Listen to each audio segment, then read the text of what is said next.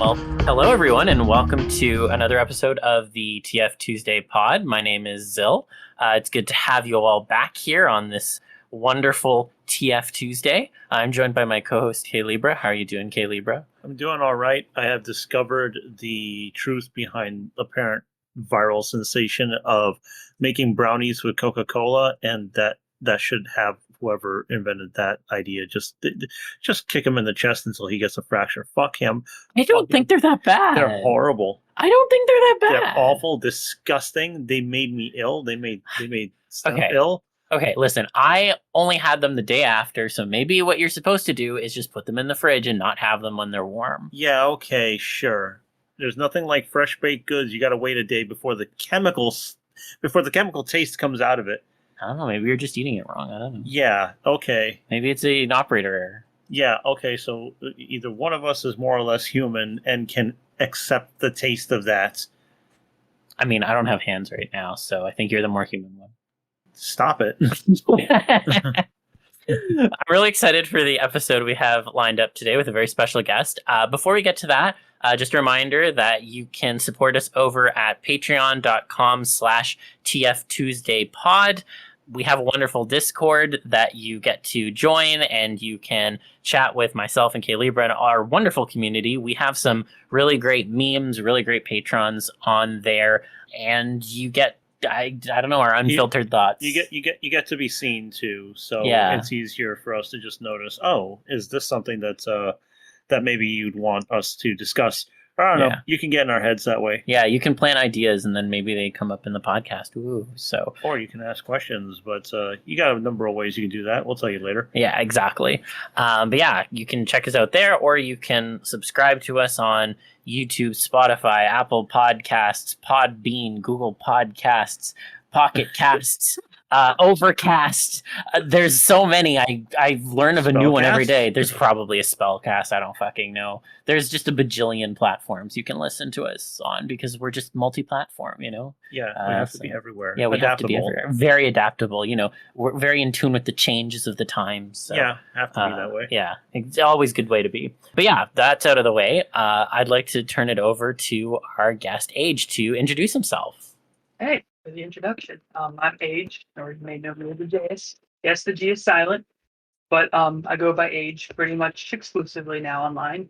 I'm 33. I'm an artist illustrator from Philadelphia or Philly in the U.S. Pretty much it. Yeah, and I was really excited to chat with you because, I mean, personally, from a personal standpoint, you were the first artist I ever commissioned, and I've been on your Patreon ever since. So I'm really excited to have you here. And in particular, I'm just really interested to hear more about your personal art journey and how that ties into TF, because you have a really interesting artistic background, in my opinion. So I'd love to hear a little more about that and whatever you'd like to share. Sure. So I guess for me, probably this is similar to a lot of other artists, whether they ended up in TF or not. It's always really weird to say that out loud, TF transformation, because I don't really say it it's oh, I drew this thing of someone turning into something. You don't really say it. They go, oh, okay. But saying TF or saying transformation art, first off, it's either a mouthful or it's an abbreviation. It's just really weird to say. I don't know if that's something anyone else ever says, but yeah, it's always just weird to say. I always tell people I started drawing when I was 5. I've basically always done. My mom is an artist, her father and my dad's mother is a multimedia artist. So I've always had artists around the family. My sisters, I have 3 of them. They sort of drew. They kind of just left it to the side. My one sister takes beautiful photos, but it really stuck with me. My mom painted when we were little fish, oddly enough, which that'll probably be relevant. I don't know what, but something maybe. Yeah. But a lot of my friends who, stuck with art throughout their lives got really encouraged in school. I didn't. I was constantly drawing in school, and I always kind of got crap for it from my teachers because I do it on assignments. I do it in notebooks. I draw little characters doing stuff in the margins. Yeah. And I didn't really have a great experience in art education throughout schooling. My school specifically, our elementary school and middle school, had varying degrees of support for the arts. Not the best, not the worst, just sort of there. There's also sort of an infamous story. I was in kindergarten. I don't know if all of your viewers have that. It's sort of like around the age 5. The Philadelphia Art Museum had a visiting show from the artist Cezanne. And my mom was a huge fan of the Impressionists and the Post-Impressionists. And this was like a gigantic exhibition that they did, I think, in parts with the Musée d'Orsay and the Orangery. I'm not sure because this happened like 28 years ago. Because as I mentioned, I'm 33 and I'm very old now and having problems. So memory is the first thing to go. My grandparents used to always say to me. And my mom took me because she wanted to expose me to art museums and stuff. And little did she or I know that that would become like something I'd be super interested in. And I just remember seeing now, granted, this is Cezanne, right? This is when they used to just put naked people on everything, right? So Yeah. I would see the colors and the people and the skin and the trees and the grass. The next day, my poor kindergarten teacher wanted us to do a coloring sheet. So I was telling her that, oh, look, you can put purple in people and in trees and in the sky. And so my 5-year-old brain was probably just ramming the colors into the sky and into the trees. So I had purple trees and I had orange people and I had red skies. So she called my mother and said I needed to be tested for special needs because Oh I my was God. refusing to complete my assignment correctly.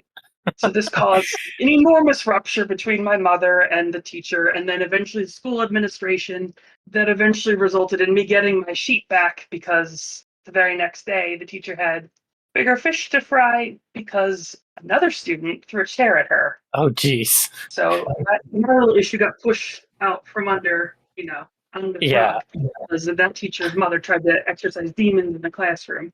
But it's interesting because like I from that really liked art and going to art museums and that Mhm. just because the teacher says this is how things have to be doesn't mean that it's how to be. Yeah. Not to say that I knew that at the time, but I knew that like I saw it in the museum. The museum said this was right. Yeah, exactly. And my mom would say, "Well, just look at your own skin. You can see different colors in your own skin. You can see the blue from the veins, or you can see red. When you get a sunburn. Just because Yeah, something is something one way, it doesn't always have to be. It can almost be transformative." exactly. Yeah. Well, yeah. So that's kind of set the tone for how I experienced art. I really like doing it, but the school system, like I said, the art wasn't great. My one art teacher would just throw a bucket of crayons, which are sort of like cut rate oil pastels, and just leave us to our own devices for the 40 minutes or half an hour, depending on how long it was. And they'd throw on the Dark Crystal or some movie Yeah. and sort of leave us to our own devices. And that's pretty much what art was like in school, in elementary school or middle school. And like when I would ask, "Oh, what do you think about this thing I make?" Whether it was an assignment or a free thing, they're like, okay, go sit down, Phil. That's it. And then my mom would say, "Oh, that's really great." So when you're hearing your family say it's good, but you're hearing your teacher say it's not, who are you going to listen to? The people who have to like it because they had you, or Yeah. the teachers who have the degrees. So that's kind of where I was for a while. I didn't really think Mhm. I was great. And that's sort of like, I don't know, it was like artistic whiplash. You'd think Yeah. you weren't good, but you wanted to do it anyway, but you would want to prove it from the school, but you didn't get it. And I also just drew at the wrong time. Like I would draw during class all the time. And I'd get in trouble, especially when I got in middle school. It would be worse because I have teachers that got really upset because they thought I wasn't listening. And I Mhm. was. I also in 3rd grade got tested for ADHD because they thought I had something seriously wrong with me. They found out that no, it's just we now would call it dopamine or a different kind of dysfunction. It's an attention Mhm. deficit disorder, not necessarily just ignoring you for that a little bit. It sounds like the beginning of your experience with art was one where the people around you had no idea that you could just be a creative person, which is really ironic, especially with art class. The way you make it sound is it's just let the kids play in the sandbox until they're tired. Yeah, and like I hated art class, which is sad because that's kind of the only class where you're allowed to express yourself, and I just Yeah. hated it because oh my god, there would always be those kids that the teachers would act like they were so great. Oh look at Jeffrey, he drew a parrot. It's like, well, who cares about the parrot? I wanted to draw anything, and the one kid who did the nice colored by numbers, you acted like he was God's gift to the art world. Yeah. Yeah. And the thing is, like, 33. I still remember about things that happened when I was 7, and I can't let them know.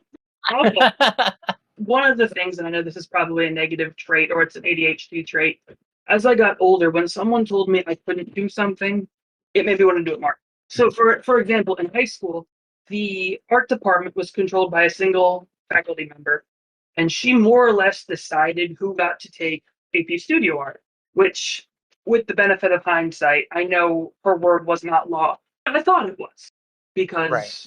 you know, in the US, the College Board runs everything. I mean, you can see terrifying examples in certain states that I won't name about, what the College Board will or won't allow, and that's part of admissions. With Right. some of the art schools, whether they're state or public, or excuse me, state or private, usually certain AP courses, along with your class rank and your GPA and your SAT or ACT or whatever acronym we're using now, those are all important. And AP Studio Art is usually one that you need to have on your resume to even get into studio courses. So she told me, looking at my portfolio, now this is years later in high school, that essentially she wasn't going to recommend me to take the class that she sat on to take AP Studio Art. So she kind of like closed the door at 17 and said, no, you're not getting into art school because I don't want you to take this course that will allow you to get into it. Wow. Yes. Okay. That's As an example of extremely how, fucked. yes, as an example of how petty I am, I sent my portfolio to her after I got accepted into art school. And I have sent her a copy of every solo show I've ever had to invite her to. She doesn't come to them. And I don't really want her to, but I still invite her. That's great. I also invite my elementary school teacher to them too, and she comes to some. But that's just, I know it's a really bad character flaw, and I shouldn't do it, but I do it anyway. Yeah. But like, to get into that point where like I learned more how to draw. We had a really bad TV growing up, Hmm. and it would freeze all the time. And when I would watch Dragon Ball Z, it would get stuck all the time. And that's one of the reasons where I learned to draw muscles, especially in the chest and the abdomen, because it would freeze and I would get out, my little sketchbook, and I would draw, especially my because God. I stay in the same pose for so long because of how long those filler episodes were. That's how I learned to draw the muscles. Now, I wasn't always correct because, they would compress and extend those episodes out for so long with artists that weren't that, they weren't necessarily Akira Toriyama drawing those muscles. And that's how I would do it. Another way I learned to draw the bodies was, do you remember video games and movies that were packaged with the art booklets back in the 90s? Oh The yeah. early thousands? I would copy those things day in and day out. And when they stopped putting those in the movies, I got so mad. Because it was like, you took the way I learned to draw away from people. Yeah. I still have a really beat up and mangled copy of Majora's Mask somewhere, like the power guide from it, or when Circle of the Moon came out for the Game Boy Advance. I have that somewhere in this mess somewhere with all of my notes. And like, when I was drawing Dracula, that's when I realized Dracula was like 8 feet tall instead of 6. Like, that's one of the reasons I learned how to draw people. Yeah. For those that don't know, Circle of the Moon is a Castlevania game. Okay. Oh yeah, Yeah. That's helpful. sorry. Yes. No, Circle you're of the Moon. good. That's a note for people like me who are not I'm as just video teaching. game Go get astute. it. It's really good. I tried playing Circle of the Moon, and I couldn't get the flow of it. I could try it again someday, but I was just trying a bunch of Castlevania games, Yeah. and I was going through Aria of Sorrow and everything like that, and I tried Circle of the Moon, and I loved Aria of Sorrow, but Circle of the Moon wasn't hitting it for me. I got stuck at like the dragon zombie. I don't know, maybe one day I'll go back to it. You kind of have to cheat that one. If you go to like a corner of the room and you get one of the weapons that fly in an arc, you can choose it. Oh, like an axe? Yeah, I didn't understand. Yeah, I didn't understand like the it was like a tarot system or something in that one. Mm-hmm. The DES. I totally didn't play that game many times. Yeah, fucking cool though. Yeah. But I know at one point, after you got into art school, I think you actually got to like study abroad, which is really cool to me. And I'd love to hear a little more about that. Yeah. That is probably where I learned the most amount of things in the shortest amount of times. The first time was in the span of, I was there for about 3 months, maybe a little less. And I took courses in sculpting, drawing, painting, and an art history course. And those 4 classes, I learned more in that time than I probably have before or since. I took an Renaissance course. I took a stone sculpting course. The drawing course was just an advanced drawing course. And then it was an oil painting course. I took the oil painting course because I'm terrible at it. And I just wanted to learn how to do it. Not only did they teach us how to mix our own oils, but he taught us like 7 different ways to paint and oil. My professor for my oil class, he was like, they were all just incredible, like wells of knowledge. He was originally from America. I think he was from like Iowa or something. His name is Gary. He immigrated there in like the 70s. And he's the one who introduced me to printmaking like, for the first time, because a lot of people get introduced to that in college. I had heard of it like etching, but he Yeah. introduced me to monotyping just as an exercise to get us into trying to think about drawing differently. And that was like Ageaus thing. I was like, oh my god, crap. I can draw differently, like with a razor blade, and it makes things. And it was huge. And I have an Yeah. entirely different way of working, an entirely different visual language that I never considered. And for a couple of years, it was like a third of everything I made. Mhm. And I've made something like 500 monotypes, probably, maybe more since Wow. then. Yeah, and it was like a way of like trying to make sketches permanent. It was like an entirely different visual language. And then I learned to paint in oils in the span of 3 months, when before that they were like these horribly difficult to figure out, smelly, messed up messes. And now I can paint in oil. I do it once a year. I was supposed to start a couple this year, but for reasons I won't get into, I didn't get any started. And then with sculpting, it was just a different way to think, to approach drawing. And it's, for a while, especially closer to when I took the course, my drawings got more, I don't want to say sculptural, but more sculpture. It was just the way I approached them was more 3-dimensional, despite the fact that, yes, when you're trying to make something look realistic, you have to look 3-dimensional. But it was Yeah. just a different way of thinking. And Mhm. as I was explaining, like, this is so different from how we're taught in the States. Gary said it the best. He said, in the States, they try to teach you how to think. And in Europe, they just want to teach you the skills. Like, this is how Mhm. you paint, this is how you draw, this is how you sculpt, not how does that make you feel. He says that they all would say, we're not psychiatrists here. This is how you do it. So then I went back for my postgrad in 2013. I was there for a full year. But the Yeah. first 3 months were like was like where I feel like I got the most growth. Mhm. Okay, Yeah. yeah, that's a hell of an experience, and I appreciate you drawing the distinction between how they feel in Europe about teaching art as doing it not so much as thinking about it, and now it makes me consider that when you go to a school in the United States, if it's for arts, you're approaching it as a way to make money. It's your profession. It's the Mm. thing you're going to make a living for. It sounds to me like the experience you had is purely about doing the thing that people know as art, which I know seems, I'm saying it kind of flowery, but that's the way it comes off to me. If you're going to go to school for art, art is the focus, not necessarily how to get good enough to make a business out of it. It's weird, right? Like in this country, you can still sort of see, we're going to end up talking about AI, I know it. But like, so people still want to act like art is like this light that descends from heaven. And some people are blessed with this talent and some people aren't. It's a skill. You have to have the drive and you have to want to do it. It's a skill though. And I think that might be the distinction, is it's a skill you have to work towards. It isn't something you can just download a PDF or open up those how to draw books that just, oh, now I know how to draw. It's Yeah. hard. Yeah. It's Yeah. like, I'm 33. I've been doing this since I was 5 and I'm still not that great. There's plenty of artists that are better than me out there. You can see them. There's some that are younger than me that are like 20 years ahead of the way I can draw. It's about skill. It's about drive. It's about picking yourself up every time you have a bad day and doing it again. It's about burning out and getting over it. Or sometimes you don't get over it and then you need more time to get over it. It's a lot of things, but it isn't like a magical skill.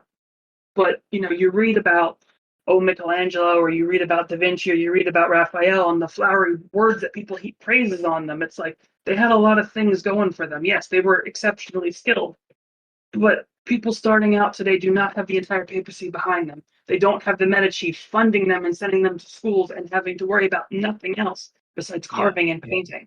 It is not the same thing. Yeah. It isn't magic. It's a Yeah. lot No, of it work. absolutely is. It is a lot of work, and I think, It's a yeah, lot of that's a work. great And point to. everybody, it's luck too. You also Yeah. have to Yes. get lucky. You usually need at least 2 or 3 jobs to have a presence. And I'm sure you've had other people on here who will tell you that they did other things before they started getting commissioned. Oh, Yeah, yeah, absolutely. Yeah.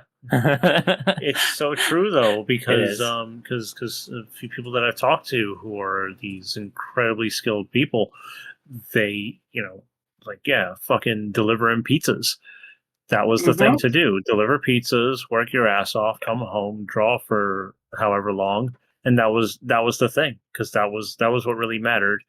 And it's even harder, I feel now, because without getting too much into it, it's a lot about extracting labor out of people in the United Yep. States, especially, and in North America. Yeah. So the drive to want to come home after work is harder to get, Hmm. because whether you're tapping into your creative energy or not, after you're going through 8 hours a day, and for some people 7 days a week too, or more, where are you going to find the energy to actually do the creative shit? You're not going to sometimes. Yeah. And that can be really depressing, or make it even harder. And as you said, art is already really, really fucking hard, Sure. and it's okay, it's all right. You have people that understand. Yeah. No, it As, is hard. I'm listening to all of this and I'm like, yeah, that yeah, resonates hard with me. I'm not trying to drive anyone into the mud here, but like I've been there. Like I know what it's like. I know, and like it's just so hard to keep up that drive when you have so many other things going on at the same time. And as you kind of alluded to, especially in this day and age where it feels like art is being devalued to some degree with like Hmm. automated tools, it can make it even more difficult to find that motivation to continue to push through. So it's tough. Making art, like you said, is so much more difficult these days, even with all of the incredible tools that we have at our disposal, than it was back in the day. Because then, if you had a rich backer, that's all you had to worry about. It was just the one thing, right? So, Don't mind me adding to this whole thing. yeah, So it just hit me, the huge fucking hypocrisy of valuing hard work. Also, let's not value hard work. yeah. That's basically what it's at right Yeah. now. To just touch on that AI button that needs to be pushed until it stays depressed.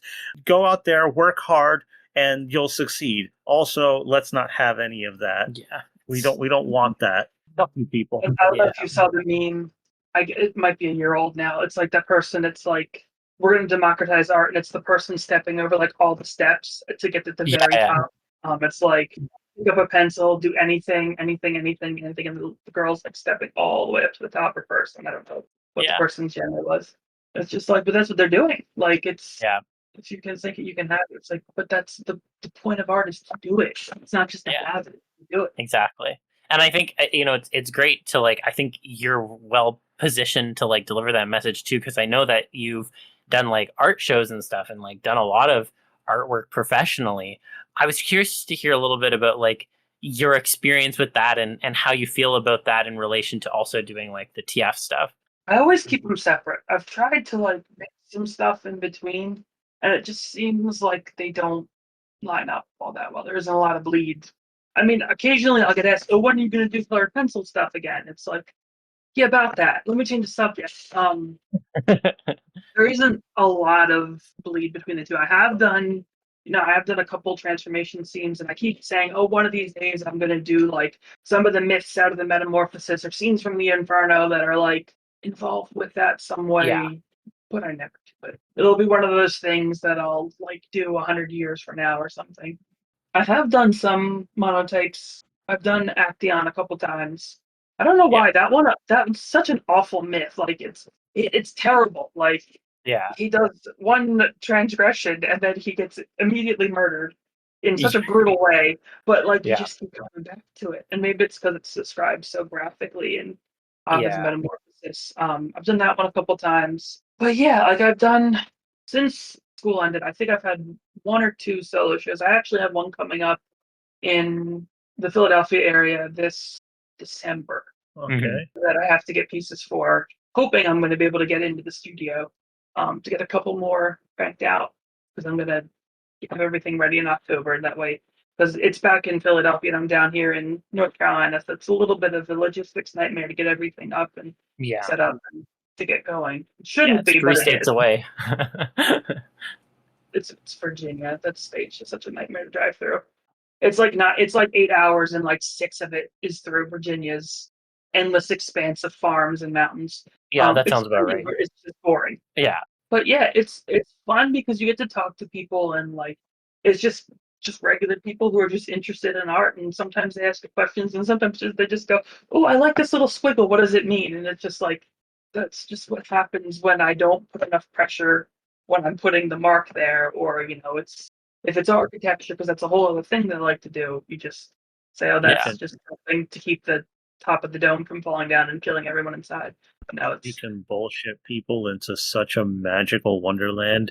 This Oh, is true. yeah, absolutely. The tiny brush, the errant stroke, has everything to do with some of the dips into my creative well. And you see, and that's how the expression comes out. It's nothing that I can control. It courses through me and it expresses itself. And with that, you have what you see before you. And they're like, whoa, what does that mean? Think about it. You'll find the answer tonight. I used to make people so mad at art in crits in art school. I used to call those $4 art words, like, oh, it's the juxtaposition. That was everyone's favorite word. Oh, everyone loves that word. Everyone loves that word. Really? Yeah. Juxtaposition. It's a macrocosm or a microcosm. Or like I used to make a bingo chart, and that would always be towards the middle. Yeah. Macrocosm, microcosm, a juxtaposition. I gotta see if I still have them. Yeah. In my iconoclasm class, which was a fantastic class. It took my senior year. It was me, one other undergrad, and the other 20 people were all grad students. Phenomenal class. My professor Charlotte was like one of my favorite professors. She comes to all my solo shows. Oh, that's amazing. Yeah. Yeah, it was just really cool. And this happened because I don't know how much you know, but when I graduated, it was in 2012, and that was during the god awful Sandusky event Yes. at Penn State. So they were literally removing a statue of Jopad during class I had about removing icons and statues. So it was uncomfortably prescient. Mhm. But yeah, that was a really interesting class because I was in school for art and we took a class about destroying art. So it was interesting. Yeah. No, absolutely. That's such a cool background though. And I just wanted to like make sure we touched on it before we got into all the other TS stuff because I feel like, we have had one or two professional artists on before, but I don't think we really like delved into like the mechanics of like, the art show and the like education piece. And I think it's just really cool to like talk a little bit about that because I think sometimes people, at least, who are like less informed about the artistic process, forget that that's like something that people can still do, like I think it's Yeah. cool. So And the other interesting thing is you are not divorced from it while you're talking to us. Yes, you have the presence in this whole fandom and this particular niche, and this is all this other stuff that real artists, drop in quotations, Yeah. they go and they do. Yeah, this is still very much a part of you, and so it's really cool, especially since I think a lot of people get really scared to be tied to any of this, and then they don't want to bring it up or have anybody else bring it up, things like Yeah. that. That's another thing which I appreciate you doing, by the way, being frank about what you still pursue outside of just what you decide to post online. Yeah. And I have posted like I do show some of my monotypes like on Twitter, X, God, whatever that is. It's Twitter. And It's always going to be Twitter. Yeah. We know what you mean. That former site. Really trying to just cut ties with it because I'm so tired of the NFT bros and the AI and everything else. It's like this is my commission. It's like, would you like to make lots of money with NFTs? It's like, no, I wouldn't. Please go away. Yeah. So like on Blue Sky, because I got an invite, slowly starting up from the ground again on there. Who knows how that's going to turn out? Plug that shit. We will plug it for you. Yeah, absolutely. Blue Sky's great. I have one there too. And like on my Patreon, I show my monotypes more often. I was trying on the other sites, but no one really shows much interest in them. So I post them there. My like on Tumblr and on Instagram, it's much more the other. And occasionally I do have some bleed between the two. Yeah. It's funny when people from my fine art stuff find the furry stuff, they go, oh, okay. And then they don't ask any more questions. It's like, that's fine. It's fine. I don't really hide it. I don't really like. Yeah, whatever. Fuck it. You get like knowing glances sometimes, and then for the most part, it's just they don't ask any questions. Yeah. Yeah, it's too much work to do that shit. Yeah. Anyway. Exactly. No, it absolutely That's is. just like is that like Yeah. D&D? Yeah, it is. Sure, whatever. Yeah, sure, whatever you want to think. Now let's get into the stuff that people giving no one glances about. Yeah. Yeah. Well, yeah, I wanted to like really dive into in particular because I think you're really well positioned to talk about this. I feel like a lot of people have a lot of strong feelings about like primates when it comes to like the TF fandom. And, I'd like to kind of start off by setting the groundwork and hearing a little bit more about how you found your way into having such a large focus on them. Because I know you started off with merfolk. So I was curious to hear what the path was that took you from the sea to the jungle. So obviously, I have an unusual username, right? Mhm. My username is a misspelling of Ageaus, Theseus' father from mythology. So if you don't know that story, he was waiting for Theseus to come back after his adventure with the Minotaur, and I think Theseus was supposed to show a certain color sail if his party was successful in killing the Minotaur. For some reason, he didn't remember, because nobody ever does what they're supposed to do in Greek mythology. Yeah. He didn't show the right color sail, so Theseus' father, Ageaus, thought he died. So he threw himself to his death in the Aegean Sea, which is where the name comes from. One of my friends, when I was designing my merfolk character, thought, oh, that's a great name, you should use it. And he gave me an incorrect spelling. So I didn't want to use his spelling, but I didn't want to use that one, so I used the modified spelling. Read an incorrect spelling. And that misspelling has cursed me from age 12 or 11 to this day. So don't make mistakes when you're little because you'll be in your 30s and still suffering. The reason probably for merfolk is a couple of reasons.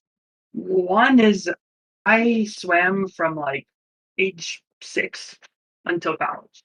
Swimming was it like consumes your life if you become a swimmer. Yeah. It's your summer, it's your winter, it's as soon as you get out of school till you go to bed. You swim, swim, swim, swim, swim. You have no social life, you swim. I liked swimming, but I hated the competitions. And you're not really recognized as an athlete. It's kind of just one more thing for kids to pick on you when you're little. So it's sort of like your life, but it's like a curse, but it's also sort of fun. I was never really that great at it. It was just something I did because my parents were like, you need a sport. So it was sort of like just a swimmer. Wasn't that great, wasn't that good at it, but I just did it all the time. So you felt good doing it or what? I mean, I did. I liked it. And I was in better shape most of my life because I did it. I stopped in college because I hated swimming. Because I got tired of it. Because I did it all the time. So like I had like a love-hate relationship. I liked it, but I also hated it, Yeah. So it tied into merfolk, and when you were loving it, and is it kind of like where? I like both. Because like as I started to hate it, that's probably also when I moved away from her in general. That makes sense. Yeah. Where it got kind of funny is in 1999, Disney put out a movie. He put out a really awkward movie that I can't believe that Zill made me dredge this up when he sent me this outline. Disney put out a movie called The 13th Year. Yes. I just want to say you are not the first person to talk about how this movie changed their life. So anyways, I just want to say it's not as uncommon as you think, but continue. The reason why I think it's uncommon is I feel like I buried it. Like around the age of 15, I remembered this and I tried to like shove it deep down in some dark thing. I thought I was past it. And then I'm sure you know Sky very well.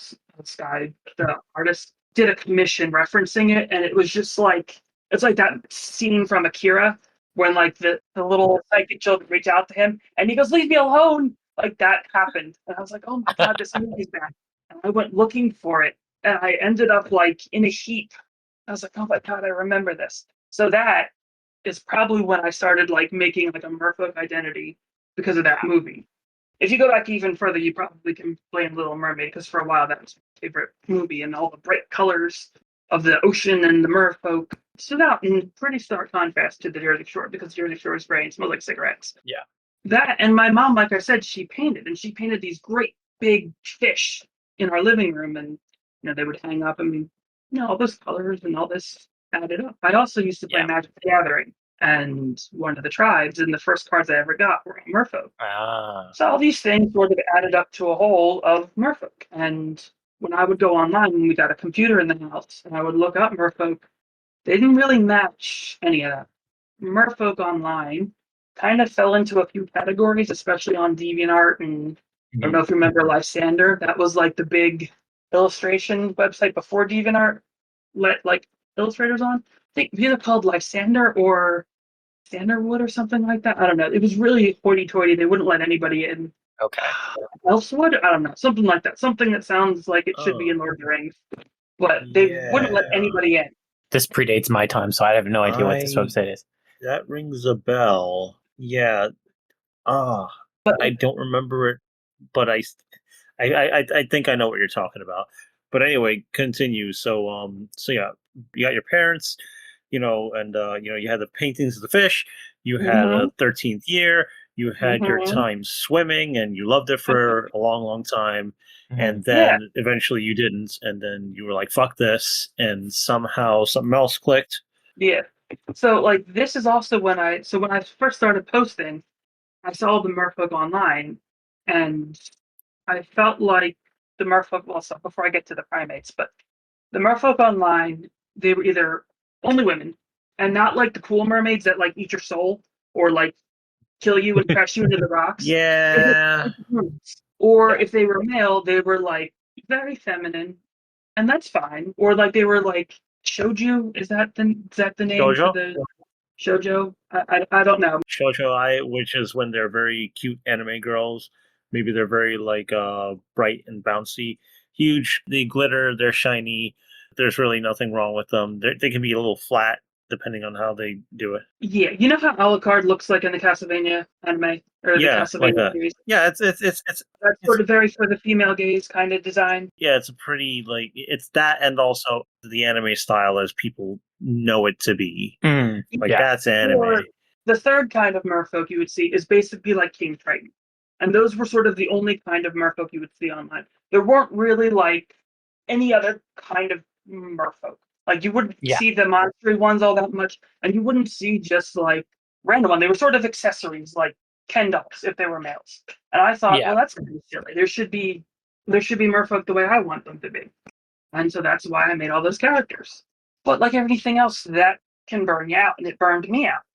And as I got sick of swimming and I got sick of the merfolk, eventually I just kind of got tired of them. And like I said, around, when I found out around age 17 that my art teacher was probably not going to let me take that art course, my art career, I thought it was dead in the water. Here's a pun for you, Zil. I was sort of shifting to like an art history focus or a history focus. So that's what I thought. I was going to go to school and probably major in either Byzantine or general European history, something like that. Yeah. And around this time, I started making more characters. This is about when Shettle came out. That's how you're supposed to say his name, or Otto, or Vigar, the Centaur, and the Knight. I think I made most of them my freshman year in college. Yeah. And then I kind of just stopped all the merfolk. Just got tired of them. Stopped swimming, stopped the merfolk. I would occasionally draw them here and there, and people would say, "Oh, where's your merfolk? You gonna draw more merfolk?" I'd be like, "Yeah, sure," and then I just wouldn't. I wouldn't. I just didn't. Charles is probably the only one I don't think I ever completely stopped drawing. He's the one with he's the one that used to be the swordfish. Swordfish, yeah. Yeah, he was my I remember him. But yeah, like this was like also my first identity crisis around this time. It was literally like I woke up one day and looked in the mirror and thought, "Oh, that's funny. That doesn't look like my face anymore." And I just didn't have a Sona anymore. If you had asked me, and some people did, I would say, I don't know. I basically, that's like when I sort of like disassociated myself from my username, and it became more of like a brand than that little blue-haired merfolk with the sword that I was for, I guess, if this was 2009, 2008, it would have been like 4 years at that point, which is the brand. Okay, sure. So then what was the kind of impetus to get you into primates? Well, this is going to get depressing, so bear with me. So now a lot of people forget this, but I had a bat for a little while. But between the fish and the monkey, I had a bat. And he had a name, but then I ditched the name, and I did the main. It's actually, if you look at DeviantArt and go to my account, there's a bat right now, and he spells out the word metal, which he designed him. Yeah. So he was sort of a stand-in for my son. I also had a satyr for a little while, and I couldn't really decide between the two of them because neither one of them really fit. Yeah. And occasionally, like around Halloween, I'll do the bat. He shows up a little bit. The satyr, I used the satyr a lot more when I was abroad, and I was like, "Oh, look, doesn't that fit a satyr?" And what used to be ancient Rome isn't that clever. It Yeah. really wasn't that clever. It's something that's been done to death, and I still do it to death, but it just didn't really fit. The monkey started to pop up around then, because like I always sort of associated monkeys and bats with like a loss of intelligence or like a punishment or like a defeat or a failure, and I always had like a very negative association with them. So I Yeah. kind of was like, okay, I don't really like that. Let's keep that on the back burner. But I found myself sketching them more and more. And when like portfolios came around, they were really stressful, or I don't know, like things got bad because life gets worse and worse as you get older. I always kind of felt like it was like being cast down the evolutionary ladder or something. I had a really bad time after graduation. Just a Mhm. lot of things converged. I nearly called off my study abroad that year. It was just a really bad time. I don't want to go too into detail for Yeah, it. that's fair. And then I eventually did go back overseas, but it was like I said before, it was like a second identity crisis. And it was just like, I realized while I was over there, even before I came back, that like all of this was essentially going to be just a giant hole I was digging myself into. Nobody really was going to give a shit what I studied, or there wasn't really going to be a support structure to pursue an art career. I was going to have to figure something out, and I didn't have anything figured out because who knew if I was going to build a client base or that I was going to be able to keep getting commission just because I had a few trickle in. Because when I was abroad, I was working in a gallery over there. I was doing commissions. I was at school. I was trying to get jobs here and dealing with my own nonsense. It just seemed like a job was out of reach. And as we were just speaking with AI, I feel terrible for the kids graduating this year and every year after, because Yeah. I don't know if you've been watching those congressional hearings, but they're not Yeah. good. Yeah. It just seemed like it was out of reach. And so what was there something that was there something in primates that I don't know clicked with you and that they were both they kind of shit on, and then you thought maybe you could just pull them out of that? Because with all the stuff that you said you went through, I can imagine that you got these creatures that are pigeonholed, misunderstood, demeaned, and you thought, that's kind of like me, but I don't want to be that way. Those things don't deserve to be that way, and neither do I guess. It came for me. I was working, probably shouldn't mention the company. I was working for a big retail chain, and this was, I think, 4 weeks after I had come back. And it was 2 months from the date when I had just been on top of the cathedral in Milan. And I slipped down a ladder in the back room. And I was like, Mhm. 2 months ago, I was on top of the cathedral, and I just fell down a ladder in the back room of this chain. And I just felt like, man, it would be so much better to just be some stupid primate in a zoo.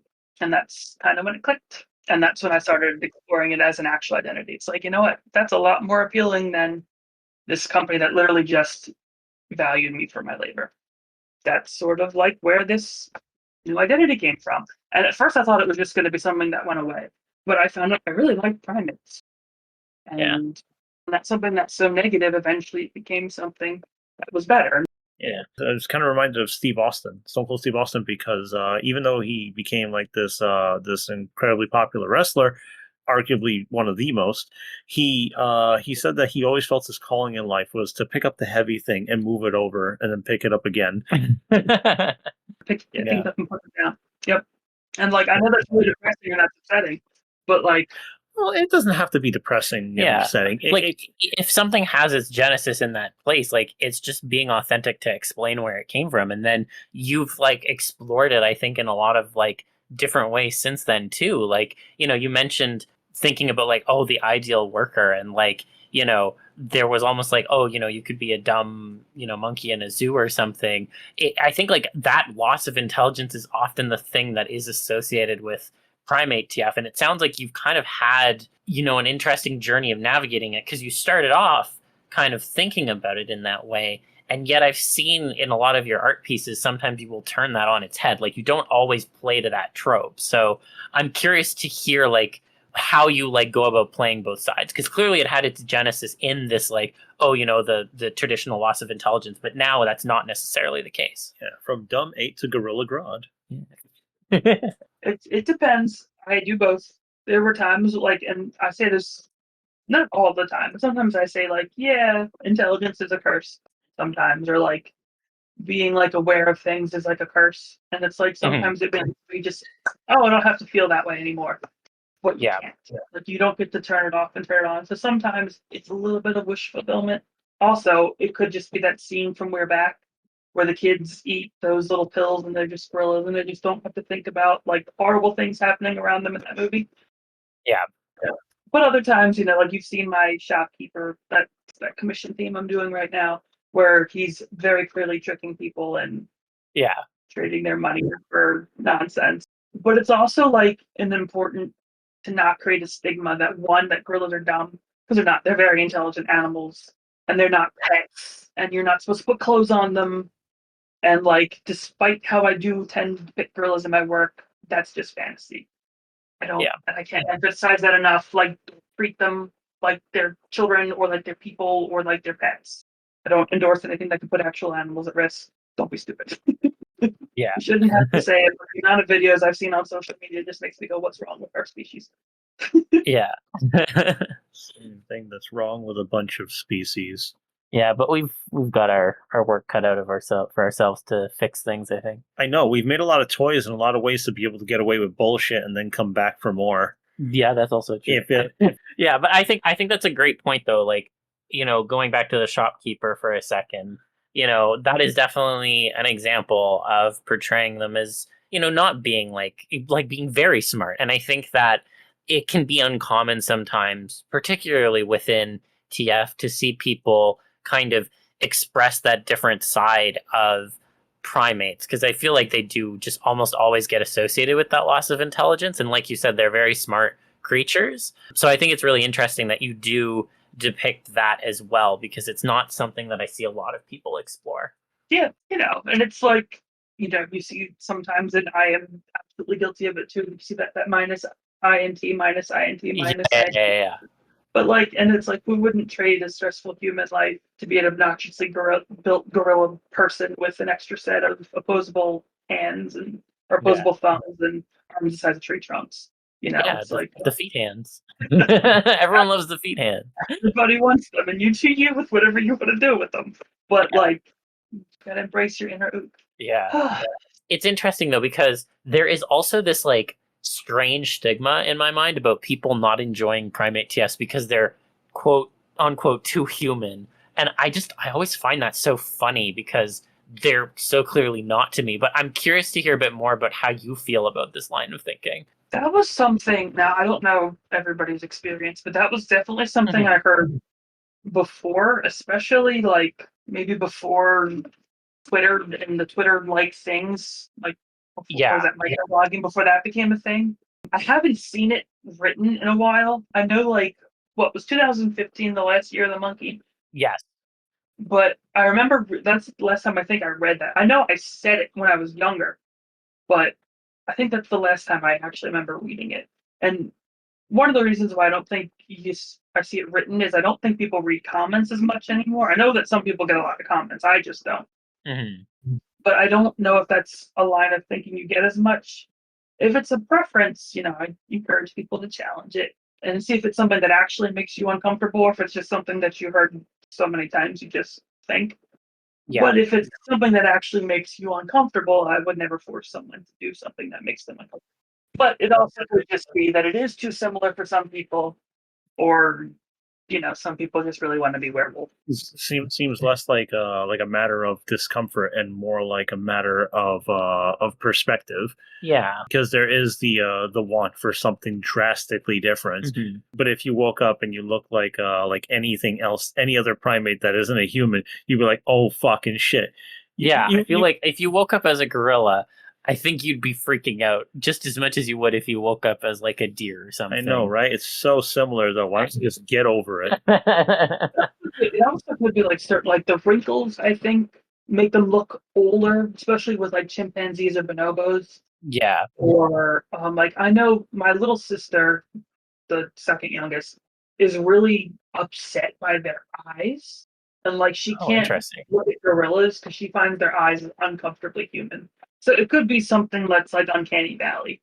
She's fine with all the other primates, but it's just gorilla eyes make her really uncomfortable. And I'm not really sure why. probably because there's a very lofty idea of what being a human is supposed to be, and I've touched on this a few times, but it's this idea that we are supposed to be separated Yeah. from the rest of nature and humans. Like, you could argue that sure we are, but that's just the environments we built for ourselves. Yeah. But we're never really a part of it, which is why I would argue with anybody that thinks, the appeal of turning into an animal is that you finally get instincts and you finally get these true desires and you let yourself be yourself. Like, no, you can have those things. Actually, you have them right now.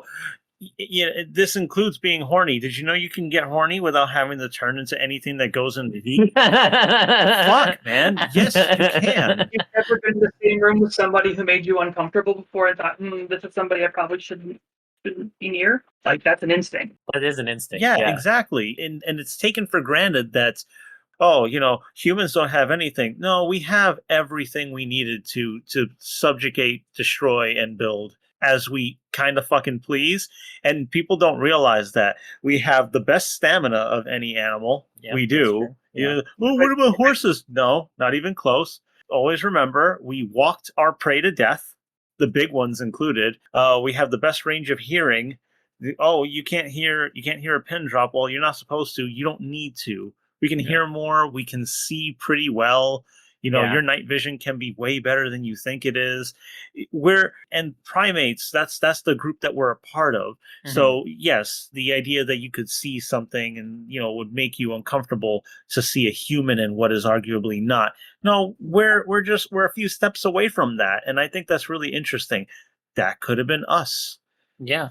We're just a different version of it. I think that's really fucking cool. And besides, the more you learn about human beings, we're fucking weird too. Oh yeah, we're very we weird. Are really, really weird creatures. What's up with that appendix? Yeah, we have fascinating like useless shit like the appendix, but we also have the shocking ability to heal and recover from way more than most animals. Yeah. Broken bone, that horse is dead.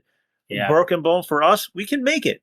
Yeah, which is pretty incredible. Yeah, that's us. Yeah. The transformation for me is the ability to explore, the stat redistribution. That's the fun part of it. But I wouldn't want to ever lose this. There's a reason I like this. Yeah.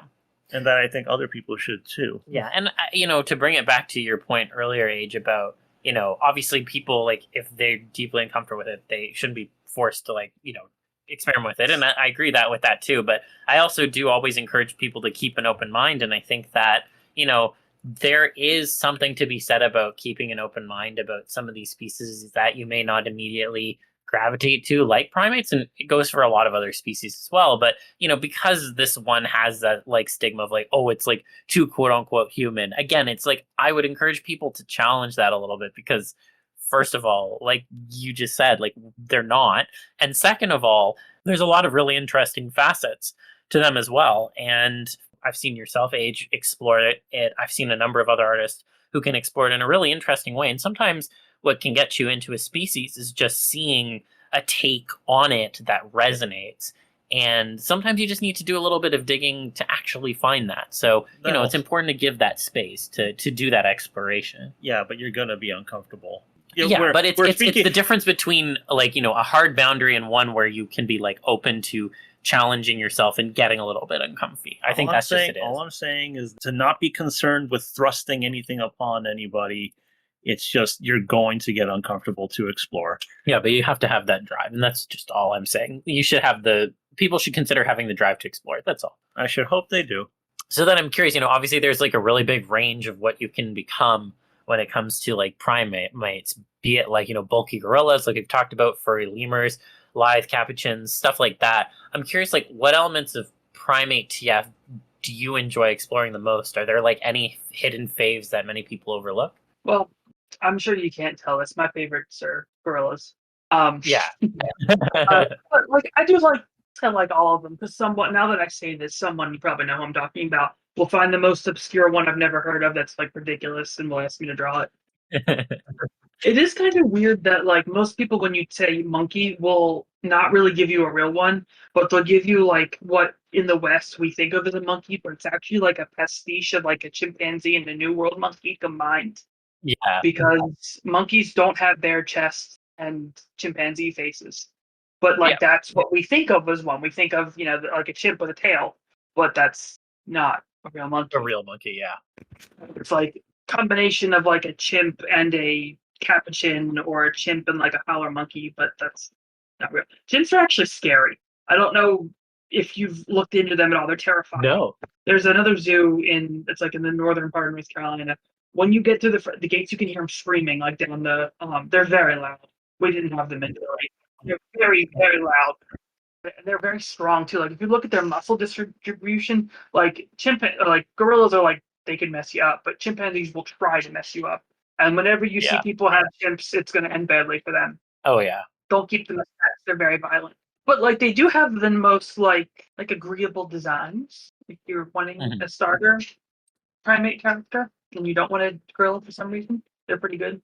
I do like drawing a range of them. Orangutans have really nice colors and like their skin and their fur colors because you don't get a lot of purple and oranges in mammals outside of foxes. And like for non-mammal birds and fish and before the sparkle dogs come for me. But like my least favorite is probably lemurs because it's sort of like not a fox and so it's a primate. Like I know they're not really foxes. I like their eyes and their expressions, but they're just not that interesting for me. They're too divorced from the typical idea of a primate. They're just too different from humans for me to just sort of twist what you just said. No, like I don't mind drawing lemurs. They're not my favorite of the primates to draw. There's a lot of elements that I like to draw them. Like in the early stages, it's the brows and like the start of the change of the faces, or like you can sort of like. There was this thing on Tumblr a little while where like people were like turning into vampires and they would just like gaslight their friends into convincing them that they weren't. Oh, I don't go out in the sun anymore because I'm just overworked. Where like every thing that was them changing was just an excuse. And like you can do that with primates. Oh no, I just forgot to shave today. Oh no, I got bit, on the forehead. My brow's not growing. It's just a mosquito bite. And like the later stages, it's like you can't hide it. No, these are pretty serious. You can't really hide this anymore. Yeah. It's like no, you can't wear shoes anymore because you have opposable thumbs on your. Or like no, your arms are like 4 times the size now. But like there's a lot of neat stuff to draw. Some of it's just anatomical stuff that's fun. Yeah. Oh yeah, the anatomy I find for gorillas in particular I think is really interesting. It's probably of the ones that I've gone to do like manips of, gorillas are my favorite primates. So like I can definitely echo that. Yeah, you just see. I'm looking at a diagram between the two skeletons. The human one, it's really drastically quite different. Yeah, it's quite different. To watch a body shift from human to gorilla is extreme. Yeah, and very interesting. It is very interesting. For those who are into anatomy, I think would find it very interesting. Yeah, especially the feet. Or is that too fucking similar for you and your wolf-loving mates? I love watching videos of gorillas walking on their hind legs. They're so funny. They always look like they just committed a crime or did something, and they're just to get out of there. Even though that's not the fastest way for them to move, they're just like with their arms blocked by their sides. It's wonderful. I guess it's panic. They do that. I don't know if there's like a reason they do it or if it's just panic. Yeah. Oh man, no, that's great. I was curious to pick your brain a little bit about your artwork theme process now, because one of the unique things I see with your art output is like the themed commissions that you cycle through for your openings. And I was just a little curious as to like how you generally develop themes for commissions, like be it for Patreon months or like your own personal art or things like that, because you have a very like varied approach, and I think that's like uniquely quite creative. Sheer panic. No, kidding. A lot of it's been trial and error. I mean, you've seen through Patreon. I try to plan out like a year. Usually around now is when I start, and if I wasn't behind the 8 ball, I would have already gotten it rolling a little bit earlier. But like in 2015 was the very first time I went to HC, and that was sort of like when I realized that the way I was doing things was a little bit behind the times. Yeah. Sky actually is the one who's like, why aren't you on Twitter and why aren't you on Patreon? He's like, what are you doing with yourself? And I was like, I don't know. So that's when I made both of those, and really the only reason I even started it. Yeah. I started to see, like what people liked and then also what I wanted to do. But another part of that is I never really had much success with just opening general commissions and just getting responses. And I think that's probably for a number of reasons. One is there's a lot of other artists out there. There's a lot of very talented people that occupy not only furry art, but also the TF subgenre. I don't know. Do we have like a noun for what we are? I'm a little worried if we got one. A proper noun besides transformation fans, or like? Yeah, is that what we are? Do we have like a name yet? I think it's just transformation fans. I've Yeah. never heard like another term. There's not like a consolidated, condensed colloquialism for this. Yeah. Probably a good thing.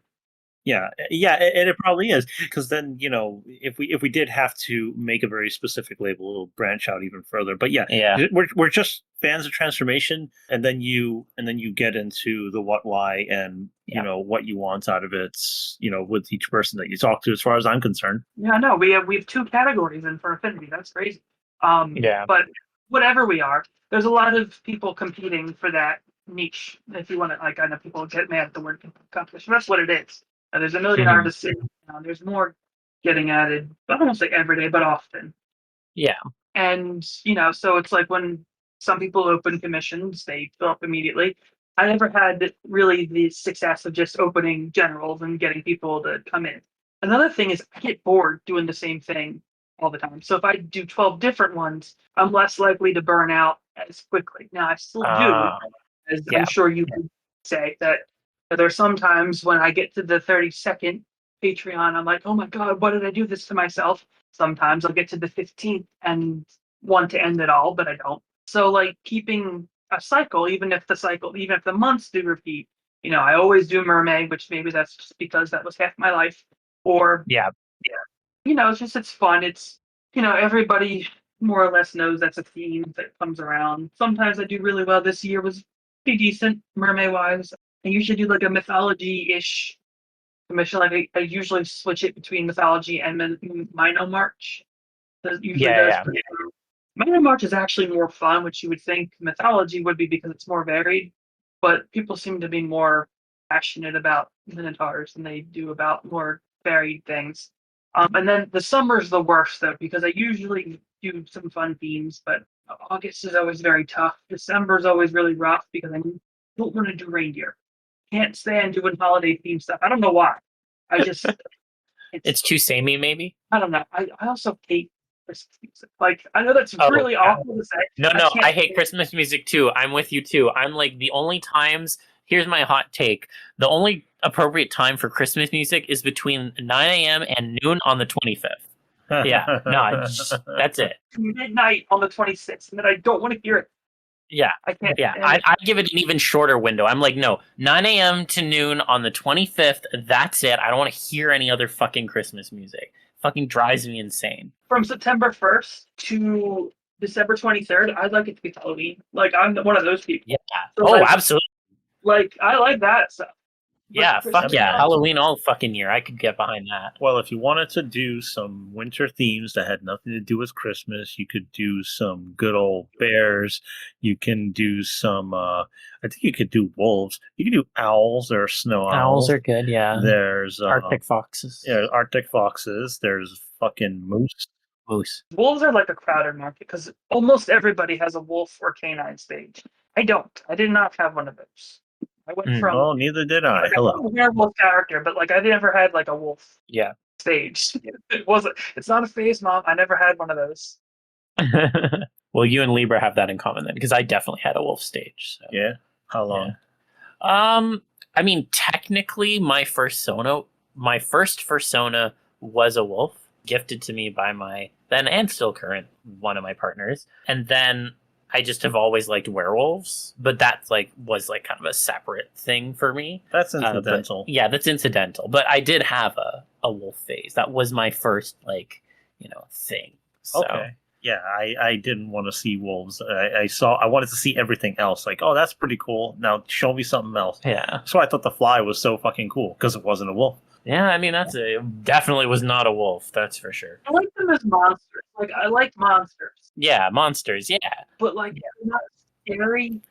I know that's awful. Like I don't know. Somebody once asked me, what like my idea of the worst kind of commission is, and I always say it's like slice of life, like Zootopia slice of life kind of commissions. Like I hate those. I take them because I have to. But like a fox and a cat person sitting in a cafe talking about their life is like my idea of hell. Yeah, you would much rather the monsters. Rather than like be trying to kill each other. Like I don't know. I think of the art of big apes with their teeth flashing and the eyes just wide and the pupils like really tiny and it's just bringing down their big fucking. I mean, that's a great concept, Yeah, honestly. I guess it could be worse if they're in sports jerseys but playing country music. That might be more hellacious. Oh man, what if would you be willing to do a commission of people just talking about their lives, but with a soccer riot in the back? Would that be okay with you? They need to put it completely straight. You just pissed off an entire continent with that word. What, soccer? What, soccer? Sorry, but it came from overseas and we just kept it, and then they decided to change it over there. Now they're going to tell us how to talk. I feel like the resident half European in this chat. I have to defend football's honor, but I can't be arsed. So continue. Why'd you even say that then? Well, I don't fucking know. I just felt like I had to say it. Listen, I think you did want to say my something. EU citizenship would be revoked if I didn't at least mention that it's called football there. But I cannot muster it's called the football though No. there, but it's also called soccer yeah. Okay. because other people told us so. Okay. Whatever. Get the fuck over yourselves. I don't even have the energy to defend because I think it's kind of dumb too. So. It is dumb. Moving the goalposts. It is dumb. Yeah, moving the goalpost. I know what people are saying when they talk about football, and they talk about football in Europe. Nobody plays American football in Europe because it's American football. I get it. And fucking Spanish. I'm Spanish too, so football, fine. Yeah. I know what football is. If somebody's going to be talking to me about football, and fuck it. Anyway, Yeah, so sorry, getting back on track. you can play soccer with those hand feet, right? That's a good question, actually. I never thought of that. I wonder, that could be like a whole series of litigation. Like, is that discrimination? Actually, wait a minute. If you can only play that game with your feet, but you can grab the ball, is it still legal? Oh, that's a great fucking question. Yeah, imagine hopping on one foot or like handstanding to like chuck the ball Oh my god. over someone's head. Yeah. Questions. I really hope someone commissions this now. If you ask the right person, someone will. Yeah, Yeah. of course they would. But I don't know. I'm fucking around anyway. Yeah. But no, I think that's a great point though, that like, you know, having the varied commission themes is a way to hedge against burnout and also like to at least keep things like fresh and at least kind of like guiding people towards the kinds of themes that you find more of an interest in actually depicting. Like, I think that's a really useful way of kind of putting it. It's controlling your agency as an artist rather than being a content machine. You still get to express yourself. Your agency. Aha. There. It doesn't always work though. Like I have, like I do. This does backfire because you also asked how often does this work for my personal art. This is probably going to sound a little weird because like some people, like my family goes, oh, you get to do what you love every day you work. It's like it's still work. No, it's not like it's not like I found a really funny thing on Blue Sky today, and let me pull it up because it's relevant. It says people who work from home spend their day napping, doing DIY, and having sex. It says home working employees at major risk of distraction survey finds, and like the quote was I bought a beautiful office for them to fuck in, but employees insist on fucking at home. Now I have slightly less money and I'm mad.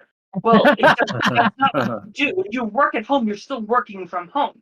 When I want to do personal stuff, I have this weird guilt complex that like I'm cheating on my actual work that allows me to do things. Because right now my work for the TF business community stuff is what pays for everything else. Like I can only do oil paintings because I made enough money with my transformation work and through Patreon So it's like when I take any time away from that, which any normal person would do in a 9 to 5, I go, oh, maybe I should be doing something else.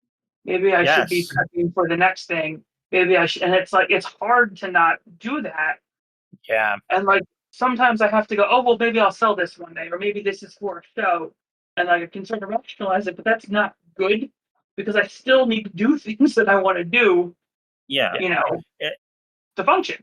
yeah, I completely agree with that because the turning what you love into your job means that you complicate your relationship with it, Yeah. and suddenly you don't really know what you should be doing and when. I don't even need anything else I could say will largely repeat what you did. But the idea of making the themes that you do isn't to eliminate that because you can't really do it too much, but it's just to take the edge off as far as I'm concerned. So when you're doing like the potions, the myths, the months, the seasons, it's to, I see it as a way to just make sure that it's tolerable. When you can't enjoy it, it's at least tolerable. That's the way I see it. It's not like I hate it because like there'll be themes I No, really no, no, like no, that I no. can't get of, and there'll be commissions I don't want to do that I enjoy. It's not like it's all. There's a lot of gray.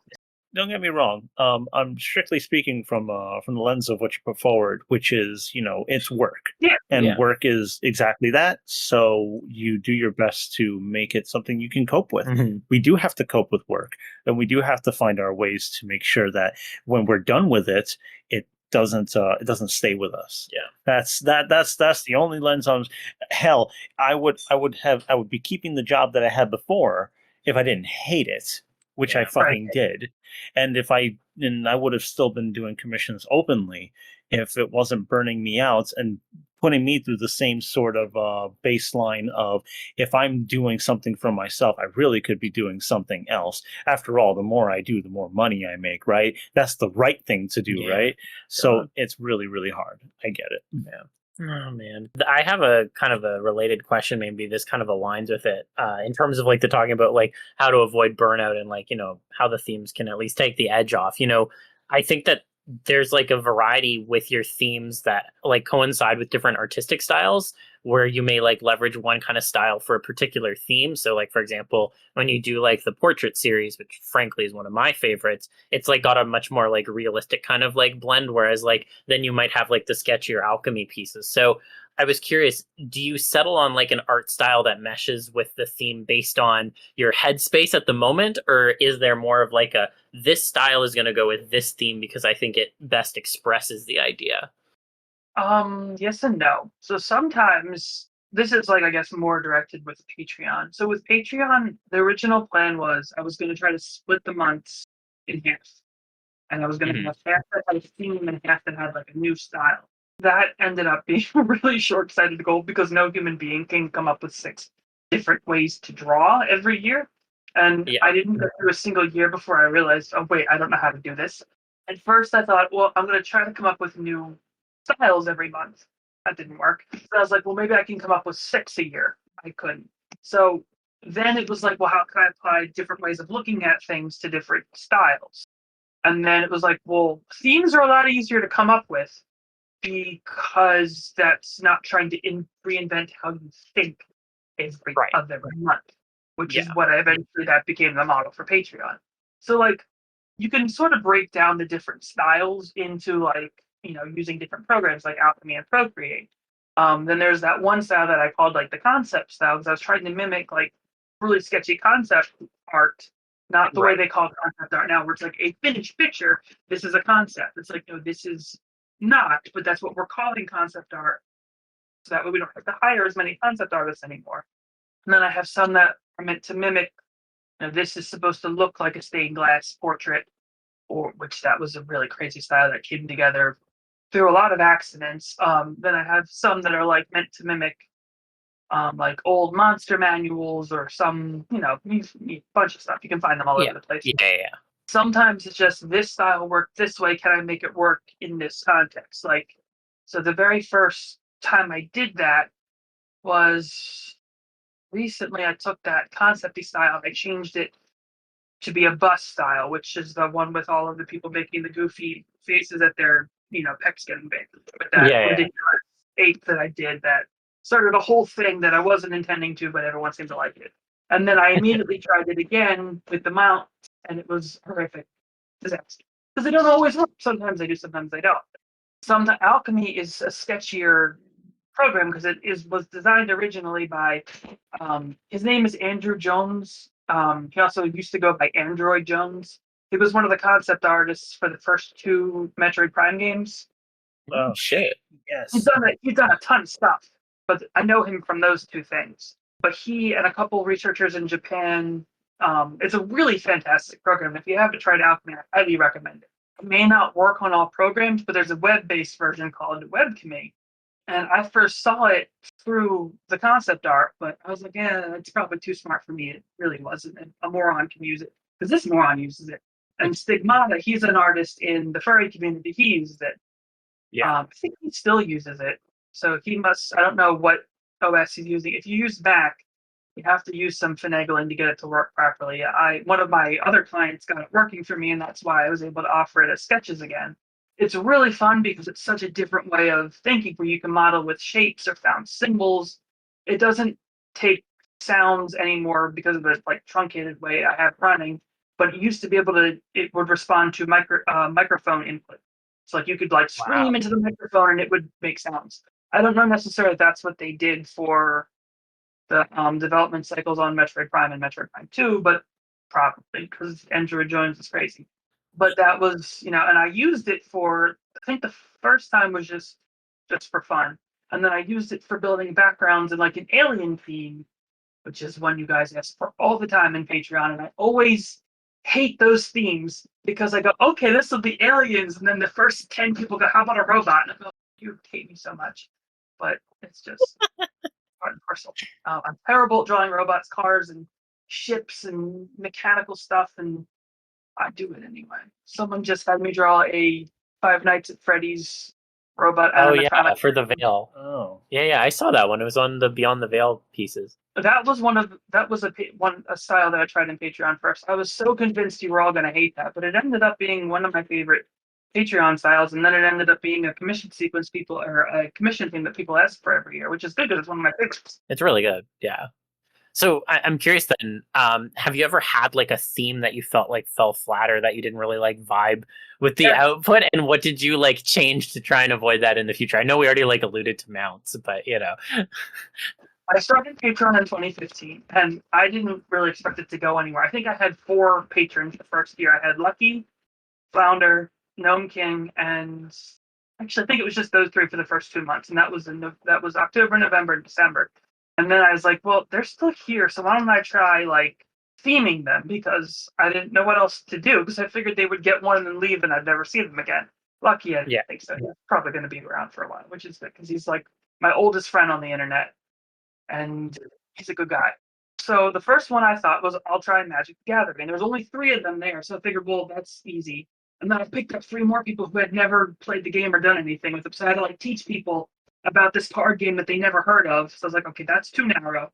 So the second theme, I was like, well, I like to make my monotypes, so I'll explain this to them and do a black and white one. And I think at that point I had 8 patrons. Of the 8, 4 hated it. They absolutely hated it. And I was like, half the people hated the first theme I tried. What the hell am I going to do with this? And that was the black and white Tenebrae theme. And it was so negatively received, I didn't ever want to do it again. And then I think in 2020, so it's 5 years later, 4 years, 5 years later, 4 years later, 2020, I finally was just like, well, okay, if they hate it a second time, I'll never do it again. And the reason why I waited so long is it's different than the way I do the other themes. So normally when you draw, you put the lines down and you do it additively, right? So when you do monotypes, you erase the ink from the plate in it's traditional. Right. This is the only theme I do that with, where I start with black and I erase it digitally. And you were there for this one. Everybody, I think I had one person who had edits, but that person left Patreon forever. So it's actually coming back this year. Then nobody else knows. That's don't tell anybody. I think I told a few people, but it's coming back. And it turned out really well because it is a minimal style, but you can do a lot with one color if you do the right thing. Now you can't always have a mech that shoots lasers out of its eyes and have it work for this theme, but if you pick the right things, it works. Someone had what are the tentacle face monsters from D&D called? Oh, mind flayers. Mind flayers. Like he wanted like a mind flayer cultist. And it was one of the coolest things that I got asked to do that month. And it was like, it ended up being the mascot for it. And it really worked. And like people who picked like a horror or like a spooky thing that used light really got the theme and it really worked. Yeah, I remember mine was a Cthulhu one, but it was like the changes were kind of just starting, and it was very big on like the tentacles around. That was very cool. I really liked that one. It really worked for that one. Yeah, but I've also brought themes back that have not worked. Like one that like right before Alchemy stopped working, that turn the second or third iteration of Alchemy did not work. And like I usually will admit this was a mistake, and it's usually when Alchemy or when Patreon themes backfire, it's usually me. I either didn't explain it well or I burned out and didn't want to admit it. It happens. Yeah. And then usually after a month or two, I'll have people who I think I really messed up. I'll just like, hey, are there edits that you want me to make to this? Is there something I need to change? Usually people say no. A couple of times people say yes. Like I think I've fixed a couple for Corey. I know I've asked you before. I think your giraffe one time I wanted to fix. And you're like, oh no, I like it. But yeah, no, I liked it. Also, you stare at things long enough, eventually you see things that aren't there. Yeah. But no, I think it's kind of interesting if I can maybe summarize a little bit. Like, basically, when you've had themes that haven't always been received well in the moment, sometimes it's just a matter of waiting to come back to it with a new group of people with some tweaks and seeing how it lands again. And sometimes, you have something that worked wildly successfully the first time, and then you go back to a different group and it doesn't land. And so it's kind of a question of like, there's always going to be an element of like who the audience is and how that plays off. But at the end of the day, it really kind of just ends up depending on how you feel about it coming out of like a theme or a month or whatever, and then judging if you want to like bring it back or if you want to like consign it to the dustbin for a little bit. I was thinking about rather the fact that you make themes with the audience that you have, so you would have to designate what kind of audience you feel you have. Now I'm curious about that. Could you describe the kind of audience you have in like a term or just a few words? Because, I have a particular kind of audience. I would sum up as people who I guess like the realism and some of them like the sex. So I don't know what kind of audience you feel you have. That's an interesting question. It's hard to grasp. Like I feel like I have a good idea of what like I feel like I have audiences. Like I have overlaps with a lot of other audiences. Like I know I have some that are very into D&D. Yeah. And I don't really understand enough about that. I ask a lot of questions, and then like the jokes go right. I have a couple who are more into MTG, which I grew up with, so I understand some of that, although I keep making them bad lately, so I don't understand enough about the more modern stuff with Magic the Gathering anymore. Some that I know from playing WoW, so I know a little bit of that. There's some that are much more into the mainstream furries, and I know a little bit about that. I don't know everything. I don't know if there's been one recently, but almost every other week there's some famous one that pisses all of them off. And they go, oh, did you hear what this person did? It's like, no, because I don't know who that is. But like with the TF community, most of the artists that they mention, I've at least heard of or know of them now. Well, that maybe 3 years ago I wouldn't have. So it's hard to say exactly the audience. With Patreon, I feel like I feel like they know now because, like I said, it's been 8 years. Oh my God. With 8 years now of the campaign going on, I feel like I know what they want. With commissions, I feel like it's still hit or miss. And like trying to transfer themes from Patreon to regular commissions sometimes works well, sometimes it doesn't. Like potions work well. The backfired wishes work well, but I think they've probably gone stale now. The Beyond the Veil one seems like it still works pretty well. The one with my sales gorilla, maybe it worked, maybe it didn't. I'm still waiting to see how it shakes out. It's hard because all the conventions are back this year, so it's like it's hard really like how much of the data with the commissions I've made is early year versus the commission or versus conventions versus inflation versus Putin. Yeah. It's hard to know what's the priority. Yeah, I get that. And since you are actively trying to keep things workable for you, then yeah, I suppose yeah, it makes sense to me that you can't really nail it down in Yeah. like a few words or a sentence. I'd actually like to take a stab at that because, I've been on the Patreon for like 6 years now. Holy shit. And one of the things that jumps out in my mind, honestly, if I had to like summarize it, and I guess this is specific to maybe the patrons who stuck around a long time, because a lot of us have stuck around a long time. But if I had to summarize it in like a few words, I'd actually say explorers and adventurers, because I think one of the really interesting things about your work that I think draws people to it is the exploration of different themes and a little bit of challenging in terms of, challenging what interests you have a little bit and seeing how that might fit into a concept. I find that the people who gravitate towards your stuff have that drive to like explore a little bit, explore themselves a little bit, explore different themes. We've talked about the D&D and the MTG and the WoW, and there's obviously a lot of adventuring kind of themes that run through those, and I think that is kind of a through line through a lot of the people who I find will like join the Patreon. So if I had to summarize it, that would be how I would take a stab at it. I don't know how you feel about that summary, but I think it's kind of apt. Certainly like that. I never really thought of that in that context, but I think that's pretty good. Yeah. Yeah, makes a lot of sense to me, especially because you start with a very RPG sort of RPG fantasy sort of vibe. Mm-hmm. But yeah, over the years, when you're trying a bunch of different things, you're like, well, what are people here for? But if you're finding that if it's adventuring and discovery and exploration, then hey, I think that's pretty cool, and I think that also works because I see even with some of your more recent works, you have people going into like other dimensions and changing that way too. And what are you doing in the dimension? I don't know, but Yeah. let's find out. Yeah. So yeah, there you go. Yeah. I do want to make sure that we have time for the last theme that I wanted to talk to you about, and that's about kind of wordplay and TF. Because one thing that I've always felt really stands out in your work is a love for using puns or wordplay within either like the title, the trigger, the description, the general vibe, what have you. So I was curious just to hear what was the initial draw for you towards the more humorous side of TF. Well, I'm the '90s kid, so we sort of grew up in like that confluence of nonsense, like with SpongeBob and all the other crap they put on Cartoon Network and Nickelodeon. That what was Modern Life and all like the crazy wordplay they threw at us constantly. Then when we got Yeah. older, shows like Futurama and stuff like that, where it was constant. And like maybe it's because I stutter, or maybe it's because I misspell words that just didn't right just then. Words all the time when I type. I find it hysterical, not only when there's wordplay, but when things are published or printed and they're misspelled. I find that hysterical. I don't know why. I just like if it's a neon sign and enough words are out that it spells something else. I don't know why. That's hysterical to me.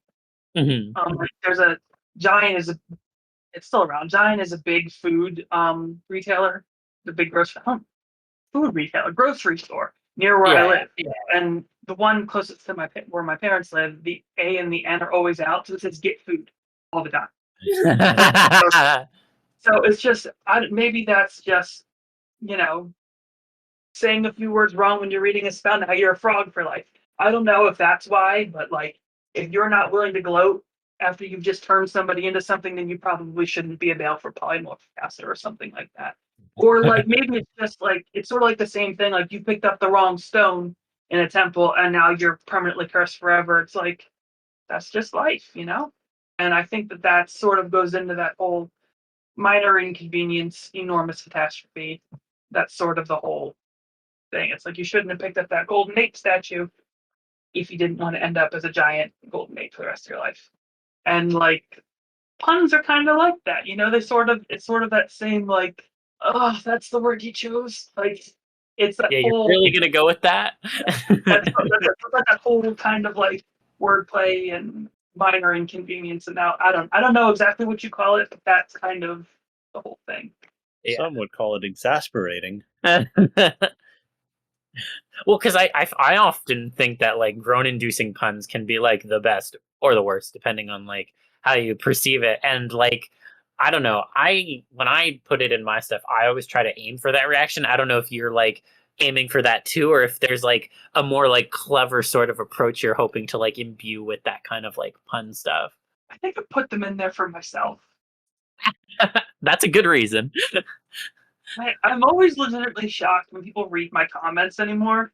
I used to take pains and write long descriptions out, but like nobody reads them because like you can see how many people read your comments, like regardless of the platform you're using. Yeah. And it just seemed like the time was better spent actually working on the art or talking, if it's commission, talking with the client or someone who's just seeing your work. So if people are groaning when they read the puns, that's always appreciated, but like I don't know if I'm sort of like throwing it into the ether. It's like tweeting anymore. No one's gonna read it. But I'm glad someone is. If there's any drive to continue doing it, then my advice would be to just be brief about it, and you'll catch more people with that. Because I feel compelled sometimes to write a little blurb or a block of something, but often I want to do something very short that will just plant a seed, and then people be like, "Ooh." And that's good enough for me because it's part of the expression. If you get to leave something there, artist comments is something that I find matters. I'll often look at the artist comments, so because I want to know something about it. It's cool that way.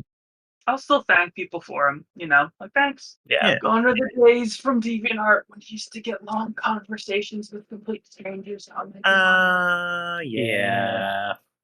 Even if they were threatening your life, at least they were talking to you. I didn't get to that point. Oh, you missed the heyday then. Ageaus had a very illustrious comment history. Can attest. Zil knows what. Yeah. All right, fine. I'll give you one thing though. Okay, go for it. Lives on in infamy from DA was somebody who was posting this art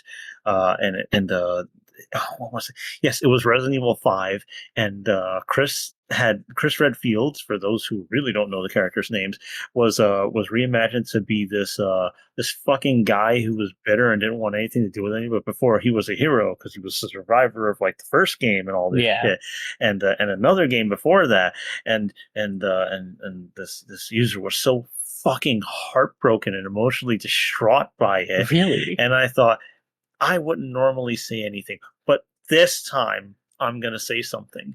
And I did. And I tried to say something like, we've only seen the trailer. I think that he could be like a really good character. I think it's different that he's different now. And he may not even turn out to be the way that you're worrying about. And when I'm just going to go with a she because she fucking said things like, you being a man don't really have a grasp on emotions. You don't really feel them. Okay. And cool. And let's reinforce toxic masculinity. I used to collect comments like this and just keep them. I really wish I saved them. It was quite the thing, telling me that I didn't experience emotions and everything like that. And this was also in the face of her saying that she wanted to down an entire bottle of NyQuil and never wake up. Jesus. Yeah, over Chris. That's the kind of person making NyQuil chicken over on TikTok. Yeah. I just So there you go. I didn't get that. But I didn't get all that shit, death threats, but I got that. I don't feel emotions because I'm a man. I don't understand it. Well, then, on a lighter note, I'm curious. What is your favorite pun or wordplay that you've gone to work into at TF? I've had some that I've really stretched, and it's just been like, that one. But this is the one I couldn't figure out when you asked me earlier. I think one of the stupidest ones that I was thinking of is like, when November rolls around, like, I really like those because I didn't really know what a null was until like my 20s because I didn't play D&D, and like an acts of nullification where it like not only does it make you stop working, but it also makes you a hyena. I don't know. I kind of like that because it's it's a pun, but it's also like it does what it says. Yeah, no, that's good. Are there any like non-pun word plays that you've really enjoyed too? Because obviously wordplay is more than just puns, but there's probably like, and the thing is like sometimes they just come out of my head and I go, oh, nobody's even gonna react to this, and like some will be like, are you okay? You are. It's like oh my god, no, that's great. Well, we do have some audience questions that I want to make sure we had time to get to. And the first question we have is from Evian Fox, and she asks, if you could see a well-executed transformation added to any media franchise, be it a movie, game series, TV, or whatever, which one would you choose, and what transformation would you like to see explored in it? So I'll go first because I'm basic and I already know my answer. I would want to see transformation worked into the Ratchet and Clank franchise, and I would want to see a human turn into a Lombax. I'm basic, like that's it. That's what I'd want to see, and I think it would be actually really cool because they have multi-dimensionality already worked in within the game, so it's entirely within the canon to have humans involved in some way. And all I'm saying is, Insomniac, turn me into a Lombax in your next game. That's all. That's all I'm asking for. It's not a big ask. Yeah, it's a very Don't hold out on this guy. Yeah, exactly. We know you can just do that. Insomniac, call me. You know. Yeah. Oh, I don't know. How about you, Age? I'm gonna cheat. Instead of seeing something added to one that doesn't have it, I want Zelda to bring them back. You want the Majora's Mask back? That Majora's shit was Mask cool though. Yeah. was like the most foundational video game to me. And I forgot that because I went off on one of my tangents I wasn't supposed to go on. Like just in the franchise in general, like Twilight Princess was a thing. Or like this like supposed Castlevania reboot that we keep hearing about almost every year that doesn't seem to be happening. I'd like to see that come back too, but like, come on. So come on. Other than that, I tend to think like the artist's vision is probably best left alone. Because otherwise, you keep making interesting things, someone will ask one of us to do it. Yeah, I completely agree with that. And That's a very respectful approach. well, not only that, it ties back to the conversation we had with Angela. That's true. It's like, what's the point of showing this? So like with Majora's Mask, putting on the mask and having the little taste of like the horrific transformation that he has to undergo to be able to adapt to whatever circumstance was part of the tone of the fucked up world Link was stuck in that game. It was very fucked up. So there was a purpose to that. So what would the purpose of it be in anything else? Yeah, you can Castlevania, you could argue it's horror, so you can. Yeah. But Castlevania has other things it touches on. So I can see why, they wouldn't probably want to spend time on like this arduous, body contorting and everything like that. So that's so I get that. There is one Castlevania game where it is a core mechanic, and that is that horrible N64 Legacy of Darkness, if you've ever played it. Where you're a werewolf. Where you're Cornell. Legacy of Darkness, I don't know about. I thought you were going to say Lament of Innocence, but yeah. That's a wonky game. The story and the art's good, but good. It's a game. Good. In quotations. They made it, and they can't call Ayami Kojima's artwork or Michiru Yamani's soundtrack, but like the gameplay and the story you can follow.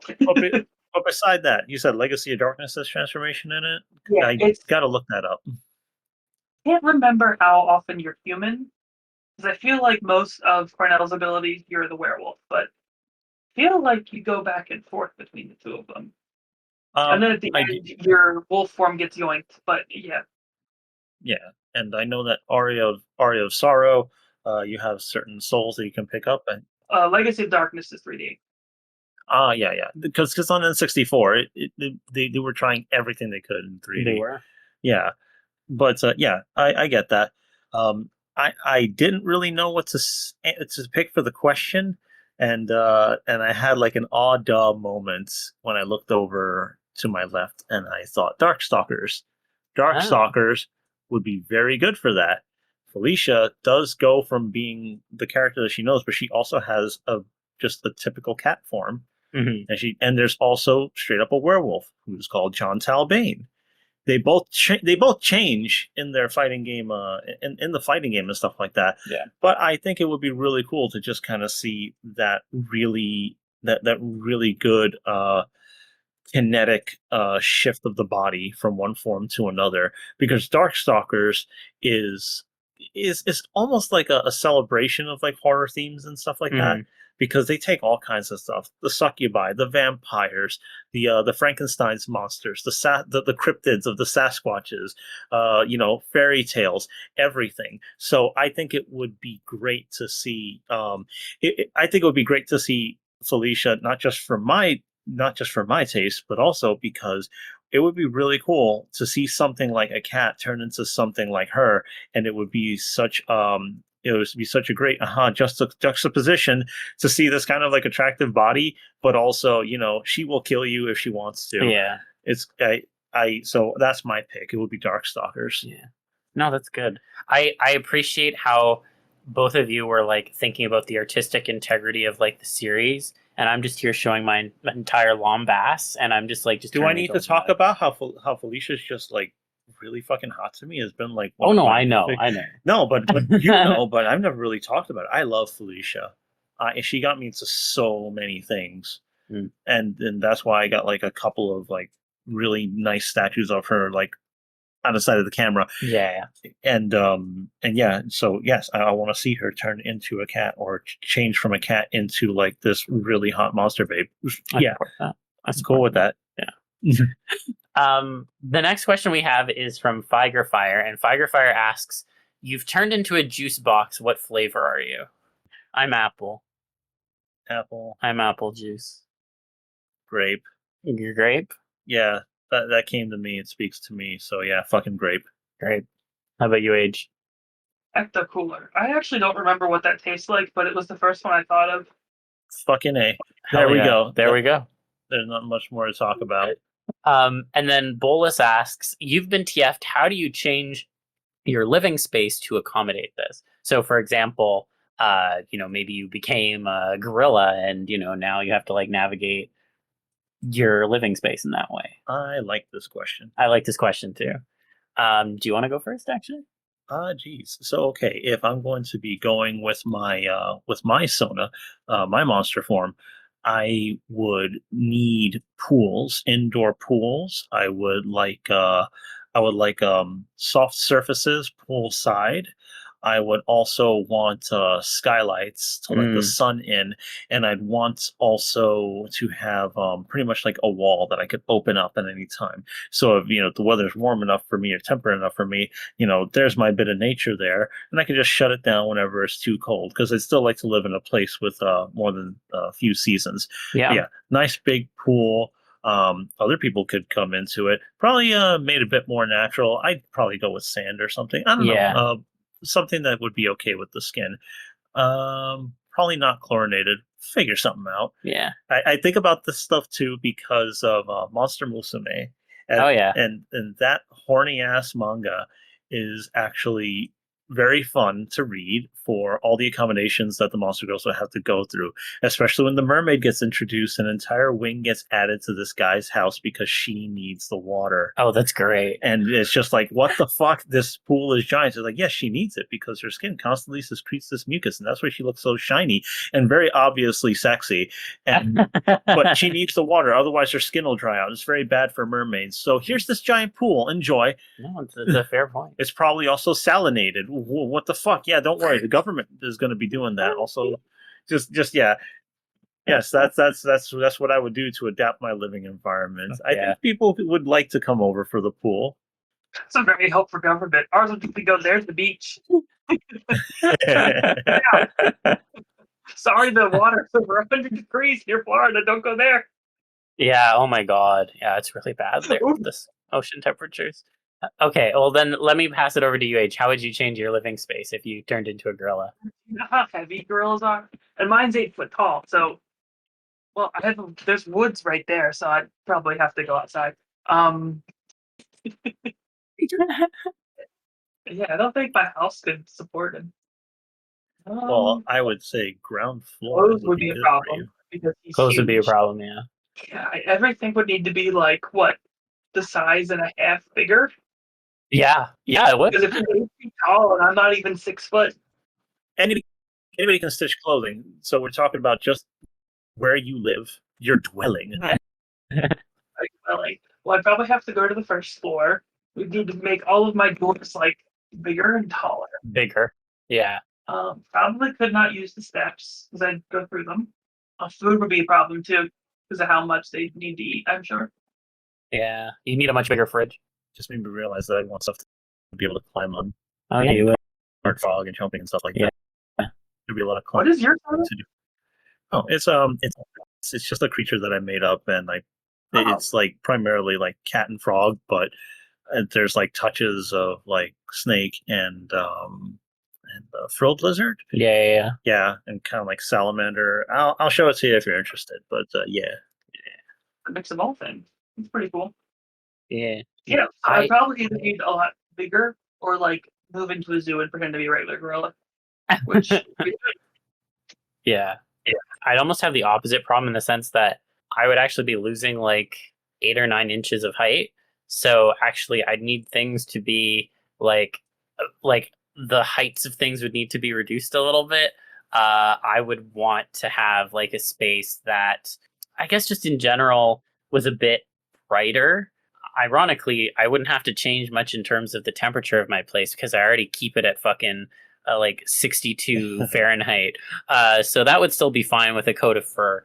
I mean, I think because Lombaxes are so humanoid, there's not a lot that actually has to be adapted beyond the actual like height of things. But what I would say is definitely clothing would be a challenge because their feet just like are like have these massive claws on the ends and it shreds a lot of stuff. So you need like really good fucking shoes or I'd have to get used to going barefoot, which is fine. sandals. Yeah, sandals could work too, I guess. But yeah, I think that would honestly be the biggest thing. There's not much in the way of actually one thing would have to change actually. All of my chairs would need to have holes in the back. Because having like a tail that's there would fucking suck. So I would actually need to redo all of my seating. So, new chairs. I definitely need new chairs. Yeah. Would you get a new couch with a hole in the back? Oh no, the couch is fine. The couch I'd be fine. No, I'm not touching that couch. I spent too much money on that couch. But yeah, that was kind of everything I had. I don't know, Age, if you had any questions for us. have you gotten any answers from like all these questions that you found like really interesting or surprising? Ooh, that's a good question. Yeah. Here's your Uno reverse card. Yeah, that was a good Uno reverse card, actually. Do you have any that come to mind immediately? Questions that have surprised our answers have almost surprised us, or like it's brought out something interesting. Yeah, there have been. I'm trying to think of what like was specific recent ones. Yeah, it's hard, but the broad strokes answer is yes, and that's one of the reasons that we really like the questions. Yeah. I have one actually. Yeah, go ahead. This is actually a fairly recent one, but at Anthrocon, one of the questions that was asked was around how do you connect like sexual identity to like TF and like exploring it and such. And I have a very complicated relationship with that label. But one of the things that was really interesting about that question is I was able to articulate kind of my position on it better than I've ever like thought about it in my mind. And that actually kind of surprised me because it was very like in the moment and it was like, okay, Zell, like go. And I like was genuinely very happy like with my answer. Like even when I was listening back to the episode and like listening to my answer again, I was like, fuck, that's a good answer. So if I had to pick a recent example, I'd go with that one. Yeah, that's good. I like that. I can't think of it, but I've appreciated it. Most of the questions are fun little what ifs. Yeah. The ways to like split hairs and extrapolate on just a tiny aspect that I would have otherwise overlooked. So that's one of the reasons that I do enjoy most of the questions. Yeah. And then they're always a way to like challenge our way of thinking around transformation, and I think that's one of the things we like to do on this podcast in general. So the questions are in essence a giant Uno reverse card, and I think that's kind of cool. So yeah. And you get to watch us possibly change over the podcast. Yeah, or exactly. Hear it. Awesome. Well, thank you so much, Age, for coming on. I've really enjoyed this conversation. And I guess, if people are curious to find you online, where can they find you? I'm around. Well, it's fine. Affinity, where apparently I've been since June 3rd, 2007. Oh my God. I don't know why I looked there. I'm on Blue Sky, same username. I'm on Patreon, same username. Those are the 3 places you'll see all of the normal stuff. I'm on X, but don't look for me there because I'm trying to scale that Move, down. yeah. Hopefully Yeah. delete soon. I'm trying to. I don't honestly don't even know why I go on there because I can't find anything there anymore that's useful. Yeah. I am. Where else am I? I'm on Tumblr, but I have a different username. That's if you just want to see like my fine art stuff. That's Across the Seas. That's back from when I was abroad. That's why it's got that goofy name. Yeah. Where else? I'm on Patreon too, which all of my stuff you can see without, backing. You don't have to back if you don't want to. But if you are interested, the tiers and what you can get is all listed there. That's the most up to date with my work. Then probably afterwards, FA is usually what's the most up to date, and then Yeah. Sky after that. I'm on Telegram too. I usually don't, ignore people who reach out for requests. So please don't ask me to roleplay. I'm not a Yeah. teenager anymore. I don't do that. Yeah, fuck that shit. Yeah. But I will say, on the case of Patreon and Telegram, people who are on the Patreon often are in the Telegram chat that you have, and it's a nice chat. I like that chat a lot, actually. So shout out to the Patreon chat. Glad to know it. And speaking of shouting out, just back to the question thing real quick. Remember, please tweet them at us, hashtag TFTuesday Pod. Or I don't know. You can tweet or skeet them to us. You can always toot send them. That. Toot them. Yeah, you can toot at us Yeah. on Mastodon, or you can even email us. Yeah, and leave comments on YouTube too. We check Yeah, that stuff. the comments is actually YouTube comments are the easiest way, besides like the Discord. YouTube comments are the easiest way to get these questions on. Yeah, so I always appreciate those. So yeah, come on, make us change into stuff. Yeah. Yeah. But yeah, thank you so much, Age, for coming on again. And thank you so much, everyone, for listening. As we've said before, you can always support us on patreon.com/TFTuesdayPod. But beyond that, I'm just really glad we had this conversation. And I hope you had as much fun listening to it as we did in recording it. So yeah, I just hope y'all have a good week. Keep an open mind. Stay cool. It's really hot out there. And drink your water and keep an open mind and stay TFing. We'll see you back here again next week. Yeah. See you later, everybody. And thanks, Ageaus. You've been great. Thank you.